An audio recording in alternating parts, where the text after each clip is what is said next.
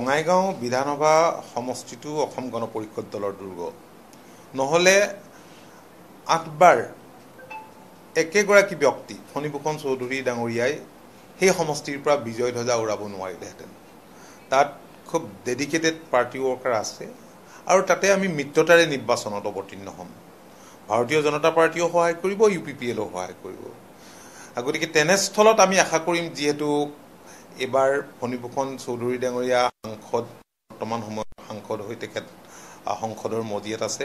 গতিকে নিজে কেণ্ডিডেট হোৱা আৰু আনক ছাপোৰ্ট কৰাৰ মাজত কৰিছোঁ এইকাৰণেই যে এইবাৰ পূৰ্বতকৈ অধিক ভোটত আমি বঙাইগাঁও বিধানসভাত আমি জয়লাভ কৰিবলৈ সক্ষম হ'ম। আজি কিছুদিন আগতে সম্ভৱতঃ 6 আগষ্টৰ দিনা মই গৈছিলোঁ, বঙাইগাঁৱলৈ গৈছিলোঁ।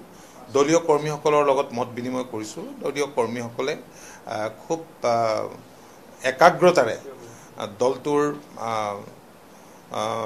জৰিয়তে জনসংযোগ বৃদ্ধি কৰিবৰ কাৰণে বিভিন্ন কাৰ্যসূচী কৰ্মসূচী হাতত লৈছে আৰু তেখেতলোক দৃঢ় বিশ্বাসী আৰু আত্মবিশ্বাসী যে বিপুল ভোটত এইবাৰ বঙাইগাঁও বিধানসভা সমষ্টিত তেখেতসকলে পুনৰ বিজয় ধ্বজা উৰাবলৈ সক্ষম হ'ব। বঙাইগাঁও বিধানসভা সমষ্টিটো অসম গণ পৰিষদ দলৰ দুৰ্গ নহলে ৮বাৰ একেগৰাকী ব্যক্তি ফণীভূষণ চৌধুৰী ডাঙৰীয়াই সেই সমষ্টিৰ পৰা বিজয় ধ্বজা উৰাব নোৱাৰিলেহেঁতেন।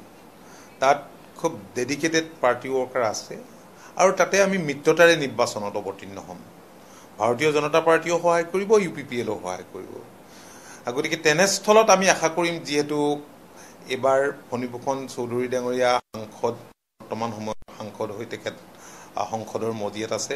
গতিকে নিজে কেণ্ডিডেট হোৱা আৰু আনক ছাপোৰ্ট কৰাৰ মাজত কৰিছোঁ এইকাৰণেই যে এইবাৰ পূৰ্বতকৈ অধিক ভোটত আমি বঙাইগাঁও বিধানসভাত আমি জয়লাভ কৰিবলৈ সক্ষম হ'ম। আজি কিছুদিন আগতে সম্ভৱতঃ 6 আগষ্টৰ দিনা মই গৈছিলোঁ, বঙাইগাঁৱলৈ গৈছিলোঁ।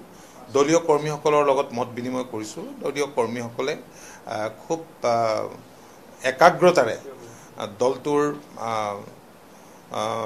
জৰিয়তে জনসংযোগ বৃদ্ধি কৰিবৰ কাৰণে বিভিন্ন কাৰ্যসূচী কৰ্মসূচী হাতত লৈছে আৰু তেখেতলোক দৃঢ় বিশ্বাসী আৰু আত্মবিশ্বাসী যে বিপুল ভোটত এইবাৰ বঙাইগাঁও বিধানসভা সমষ্টিত তেখেতসকলে পুনৰ বিজয় ধ্বজা উৰাবলৈ সক্ষম হ'ব। বঙাইগাঁও বিধানসভা সমষ্টিটো অসম গণ পৰিষদ দলৰ দুৰ্গ নহলে ৮বাৰ একেগৰাকী ব্যক্তি ফণীভূষণ চৌধুৰী ডাঙৰীয়াই সেই সমষ্টিৰ পৰা বিজয় ধ্বজা উৰাব নোৱাৰিলেহেঁতেন।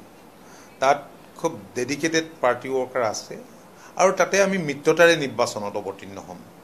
ভাৰতীয় জনতা পাৰ্টিও সহায় কৰিব, UPPLও সহায় কৰিব। গতিকে তেনেস্থলত আমি আশা কৰিম, যিহেতু এবাৰ ফণীভূষণ চৌধুৰী ডাঙৰীয়া সাংসদ, বৰ্তমান সময়ত সাংসদ হৈ তেখেত সংসদৰ মজিয়াত আছে। গতিকে নিজে কেণ্ডিডেট হোৱা আৰু আনক ছাপোৰ্ট কৰাৰ মাজত কৰিছোঁ এইকাৰণেই যে এইবাৰ পূৰ্বতকৈ অধিক ভোটত আমি বঙাইগাঁও বিধানসভাত আমি জয়লাভ কৰিবলৈ সক্ষম হ'ম। আজি কিছুদিন আগতে সম্ভৱতঃ 6 আগষ্টৰ দিনা মই গৈছিলোঁ, বঙাইগাঁৱলৈ গৈছিলোঁ। দলীয় কৰ্মীসকলৰ লগত মত বিনিময় কৰিছোঁ। দলীয় কৰ্মীসকলে খুব একাগ্ৰতাৰে দলটোৰ জৰিয়তে জনসংযোগ বৃদ্ধি কৰিবৰ কাৰণে বিভিন্ন কাৰ্যসূচী কৰ্মসূচী হাতত লৈছে আৰু তেখেতলোক দৃঢ় বিশ্বাসী আৰু আত্মবিশ্বাসী যে বিপুল ভোটত এইবাৰ বঙাইগাঁও বিধানসভা সমষ্টিত তেখেতসকলে পুনৰ বিজয় ধ্বজা উৰাবলৈ সক্ষম হ'ব। যিকোনো খবৰৰ বাবে যোগাযোগ কৰক 7099017330 আৰু 7099017110 নম্বৰত।